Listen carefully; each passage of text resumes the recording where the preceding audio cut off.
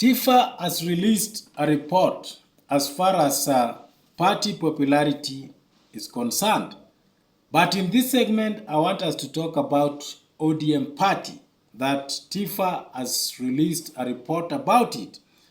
TIFA says that 73% of the people within the Linda Mwananchi ground support the movement, and they believe that it is the right movement for them ahead of 2027 general election, and 23% support the Linda ground as headed by Oburu Odinga.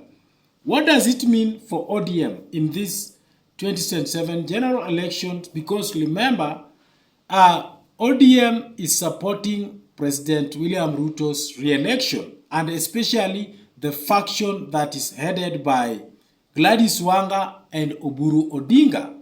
So in these polls, as they are indicated 73 versus 23%, it clearly shows that the majority of the ODM members support Edwin Sifuna, Babu Owino, Godfrey Ostosi, and the likes of Orengo, while the 23% support Oburu Odinga, Gladys Wanga, and the rest.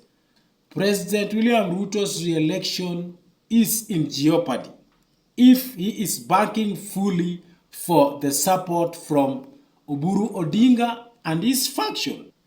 So the president must be a worried man, and he must be someone who must go back to the drawing board and rethink on his next move, because it clearly indicates that the entire ODM members are supporting Edwin Sifuna and Babu Owino's faction, the Linda Mwananchi team.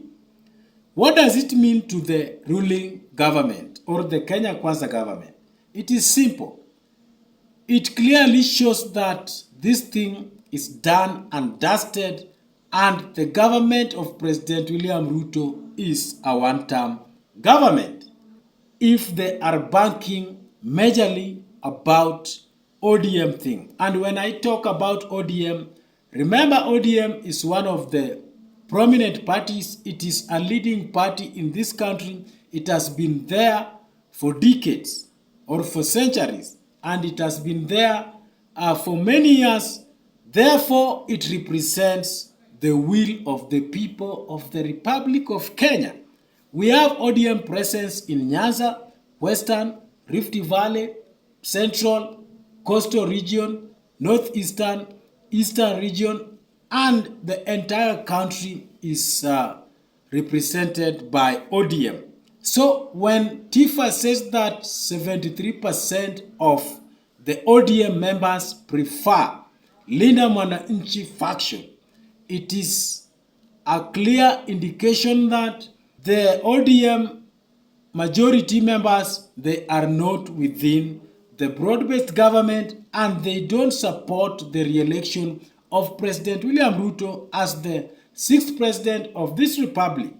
So if the people like Akina Wanga, Oburu Odinga coming out and tell Kenyans that they support the broad-based government, it clearly indicates that this is a group of a few people who have decided that they cannot change their mind. No matter what is happening, they must remain within the broad-based government. Yet the members who are the voters have decided and they have declared that they can never go back, and they are not turning back from supporting Edwin Sifuna. So this is a clear indication, and it is early signs that President William Ruto is going to find it very rough come 2027. This is a one-term thing, and the president is better find other means of how to look for votes, because remember, the mountain is gone, and the mountain holds almost over 8 million votes. The mountain is gone, and it is very slippery, and I don't think if the president will ever manage to win the heart of the people of the mountain again. So ODM is also gone. 73% is a very, very big margin, and it clearly indicates that almost the entire ODM membership has shifted and they are no longer with President William Ruto in his second term election agenda, and therefore ODM is gone. In short, ODM is gone, and these are the people who are going to support Edwin Sifuna. So the president must be a very sad man.